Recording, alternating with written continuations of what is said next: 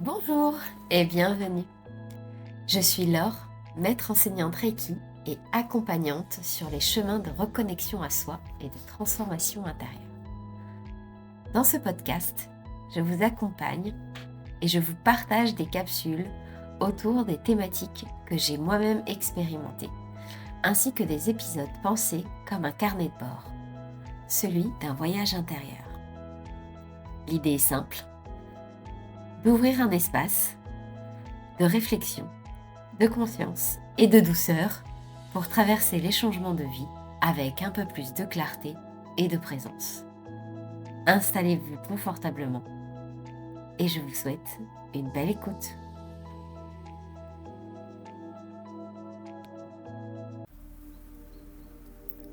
Le thème du jour est donc le système nerveux et les soins énergétiques, le duo gagnant. Je vais un peu vous raconter mon histoire pour que vous puissiez bien vous rendre compte du lien qu'il peut y avoir entre les deux. Tout a commencé par un burn-out. Mon corps s'est mis à changer sans que je comprenne pourquoi. Et personne autour de moi n'arrivait vraiment à expliquer ce qui se passait. Pour eux, je cochais juste la case médicale et je repartais avec des médicaments sans en connaître réellement la cause. Donc les médecins voyaient juste des symptômes. Point. Mais moi, je vivais quelque chose qui était plus diffus, de plus global.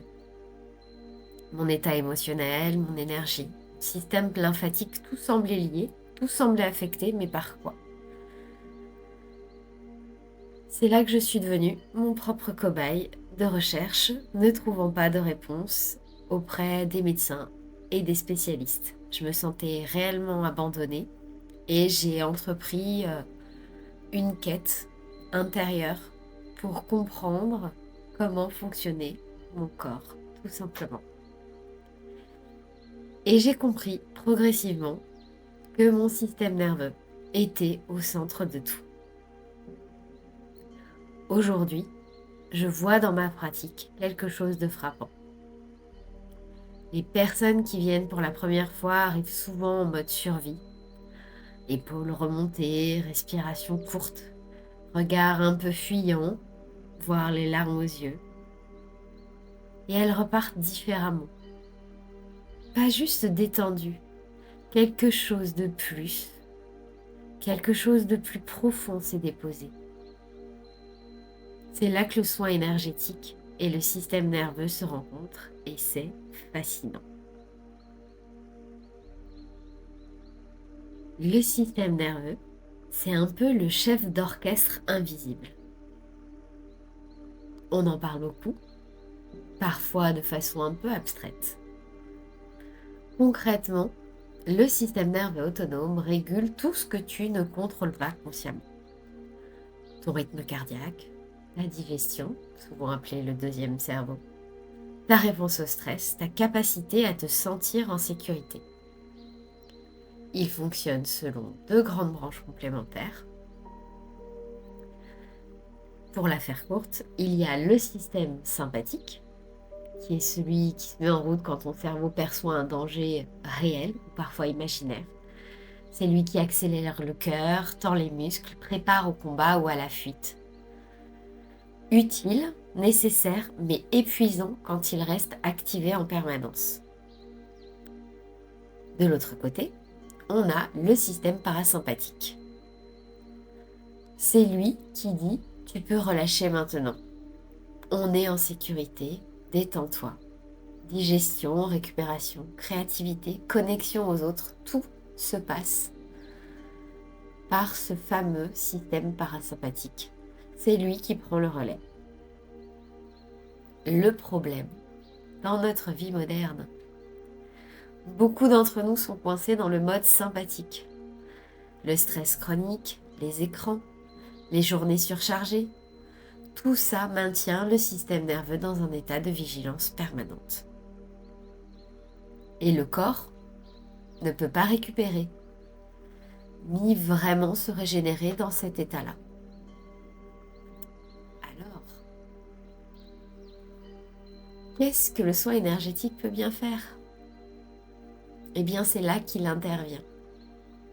Et notamment, moi, dans ma pratique Reiki et Lao-Chi, c'est là que j'aime vous aider à travailler sur cet espace. Quand une personne s'allonge sur la table de soins, il y a quelque chose qui commence à se passer assez rapidement. On franchit un palier. La respiration ralentit, la mâchoire commence à se desserrer, les mains arrêtent de s'agripper l'une à l'autre ou de bouger de manière assez nerveuse. Ce n'est pas de la magie, c'est le système nerveux qui commence à percevoir la sécurité. Certains clients ont même hâte de s'installer sur la table et prennent à peine le temps de discuter, tellement ils savent. Le toucher doux et intentionnel du Reiki, l'absence de stimulation intense, la chaleur des mains, la présence calme du praticien, tout cela envoie des signaux au système nerveux autonome. Il pourrait vous dire « tu peux te déposer ». Et le corps répond par des bâillements, des endormissements, des ronflements pour certains. Sur le plan énergétique, on dit que le Reiki libère les blocages, rééquilibre les flux d'énergie vitale, ce que les Japonais appellent le ki.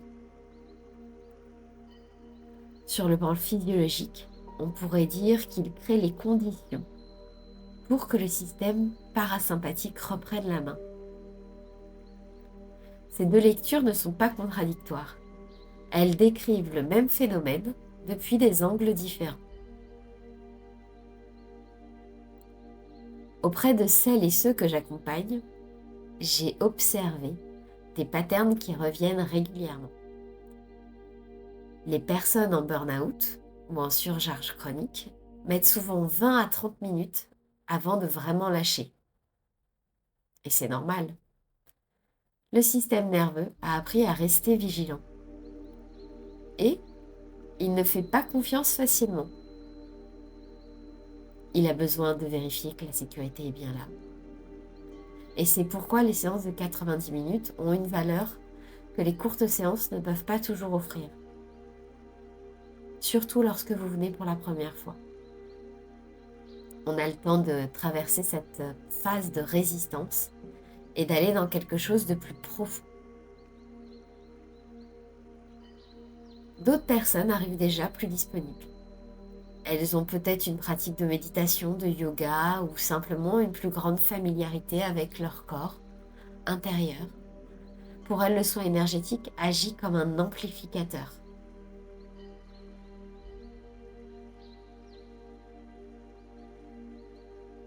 Ce qui s'est un peu déréglé se réajuste, ce qui était en tension se libère.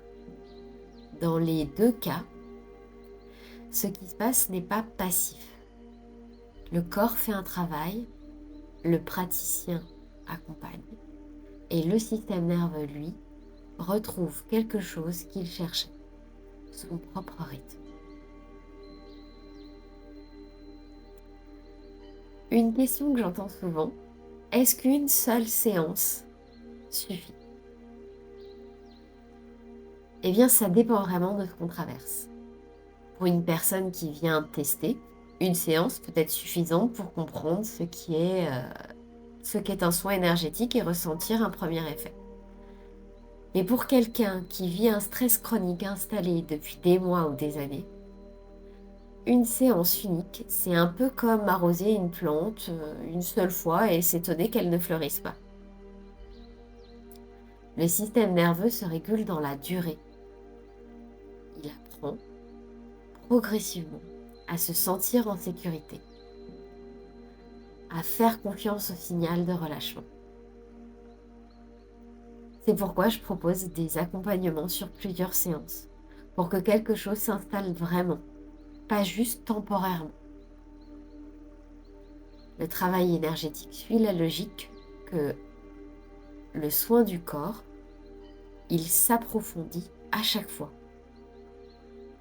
Ce qu'on effleure lors d'une première séance peut s'intégrer bien plus pleinement lors de la deuxième ou de la troisième.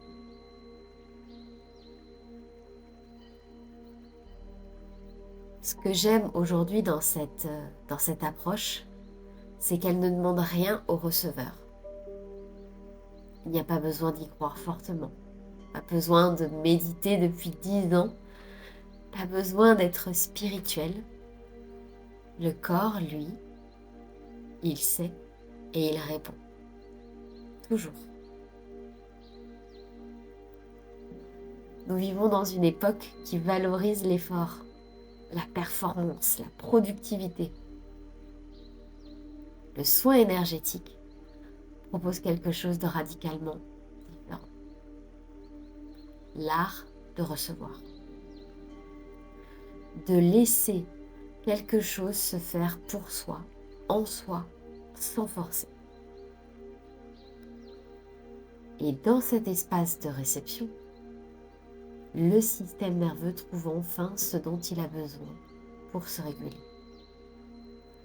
pour retrouver son équilibre, pour permettre au corps de faire ce qu'il sait faire, guérir, intégrer, se régénérer.